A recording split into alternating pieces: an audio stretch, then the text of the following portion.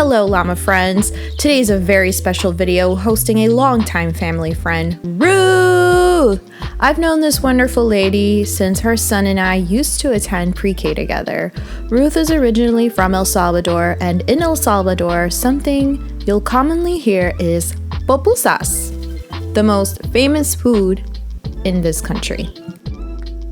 This tortilla-looking food can be stuffed simply with cheese or beans, meat and cheese, also known as revueltas or mixed, that are topped off with cabbage salad and red tomato sauce. Mix it all together and you've got a whole richness of flavors in your mouth. The reason I want to share this on my channel is because her pupusas are special to my heart and bring back a flood of memories from my childhood, and honestly, hers are the absolute best. Now, I've tried pupusas from stores, restaurants, but no one has ever come close in taste or flavor like Ruth's. Every ingredient is measured perfectly to her taste and the way she does them best. And they are filled with so much love, and it's such a beautiful and wonderful comfort food when you taste it in your mouth. It's just delicious. So thank you, Ruth, for passing your knowledge to my viewers on my YouTube channel. All right, guys, let's learn how to make some pupusas. So pupusas are actually quite lengthy to make. So the first two steps are actually to make the meat and the beans, because from what Ruth told us, she said that the masa consistency to make the tortillas has to be the same way with the beans and with the meat. So meat, masa, and beans have to be the same thickness and smoothness and consistency. Let's start off with the meats. This is commonly cooked with pork. So pork has its own fat and grease on its skin. So therefore, you want to make sure you fry your pork with just a little bit of oil, because we don't want too much of a heavy grease in our body. And also it's a lot healthier. You can cook the meat little by little until it turns a golden brown, and then you separate it and then begin to add the other pieces until it is all done. Once all the meat is fully brown, we are going to blend the pork, because eventually it's going to be stuffed in the tortilla. Think of it like dumplings, a little. Again, we do this little by little, and we do this in the food processor. When it is a bit blended, we add the tomato, onion, and red pepper that we have sweat out in a different pot. And that's right, I said sweat out. So Ruth sweats her veggies. And this concept to me was very new.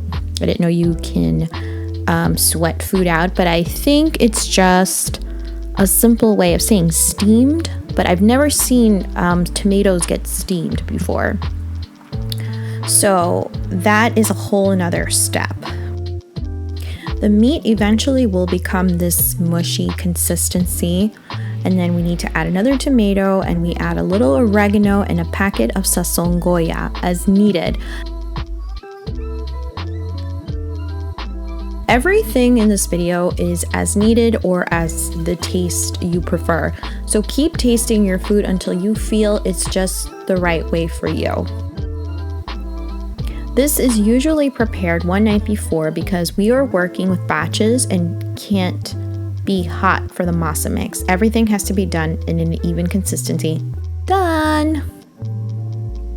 So for the beans, at least to my knowledge from the video, it looks like Ruth used red brownish beans to make the stuffing for the pupusas. When you make this, the beans will eventually become a mold paste, so we can add it inside the masa when we make the pupusa. And then what she did was, when she was done cooking the beans in the pot, we added it into the blender. And in the blender, we also added those onions that we steamed from our other pot. Next up is a really important ingredient, and for the first time I've ever seen this, is to add fresh mint leaves to the mix. I've always wondered how her beans always had a bit of a refreshing taste to them. What's awesome is she grows these mints in her garden. We have to add a little salt to the mix, but usually this is done when the beans are already being cooked in the pot before the blending. But she says that you can do it while it's being blended too. The beans have to become a smooth paste. It is best to use a blender than a processor machine because the beans come out to have a more smooth consistency. Once again, this process is done little by little. Once the beans are to the right consistency, we are going to take the same pot we used to cook the pork in, because the beans will capture the pork flavor, and at the same time it will help clean the pot. We learn something new every day, llamas.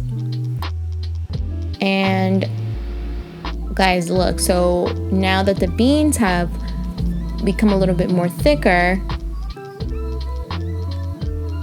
and oh my god, it actually did clean the pot. That is so cool. So on day 2, we had to make the tomato sauce, the cabbage salad, and the cheese mix. For the tomato sauce, we need to steam or sweat the vegetables. Ruth says to add a bit of water into a deep pot because you don't want to burn your tomatoes. Also, the point is to sweat them, not boil them. You will need inside the pot 2 small white onions, 3 big tomatoes, a red pepper, and garlic. The veggies are going to be sweating it out to make a natural tomato juice. And this was supposed to be blended, but it's not a good idea to put overly hot boils into your blender because your blender can explode from how hot the vegetables are. So in another pot, please put your tomato juice to the side so it can cool down. So this way we can easily blend things without the blender exploding. So once our veggies are a little cooler and non-dangerous, blend it into your blender to get this really nice tomato juice. And then once blended, we are going to go back to our original pot and we're going to finish cooking our sauce. Also, Ruth added fresh Salvadoranian oregano al gusto to your liking. You can use your regular oregano because this oregano she has is from El Salvador, so it can't be found here. While you're cooking, make sure you taste it and add a little salt as needed or as you like. The cheese, el queso. So Ruth uses a queso especial or special cheese. The real name of this cheese is one that you can only get from El Salvador. But if you don't have queso especial, you can use mozzarella to make your cheese fillings for your pupusas. So what we have to do is massage or mix these 2 cheeses together until it feels masa-like. So a little thicker and smoother in consistency.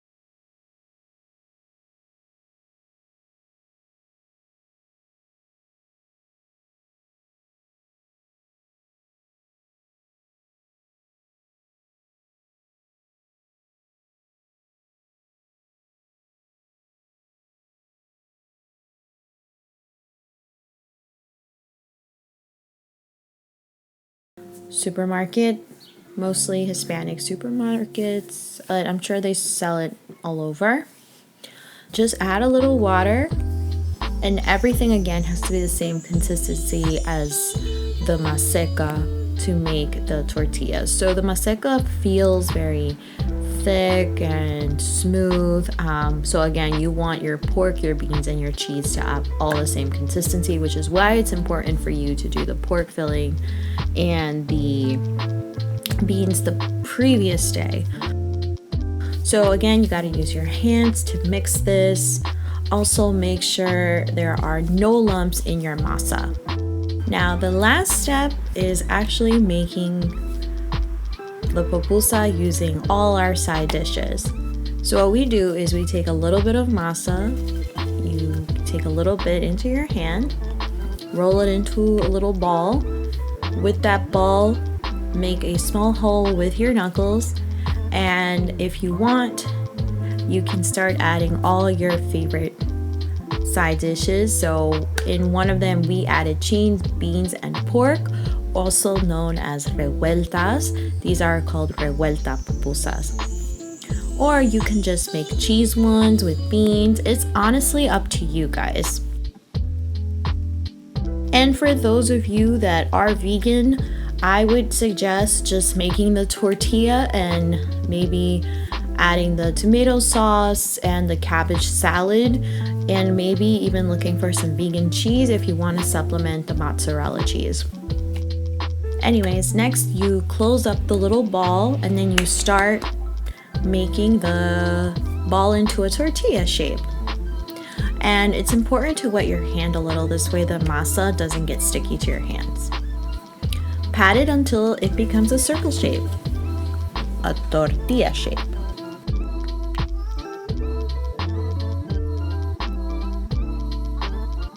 Alright guys, so this was the way to make Ruth's famous pupusas, the real pupusas.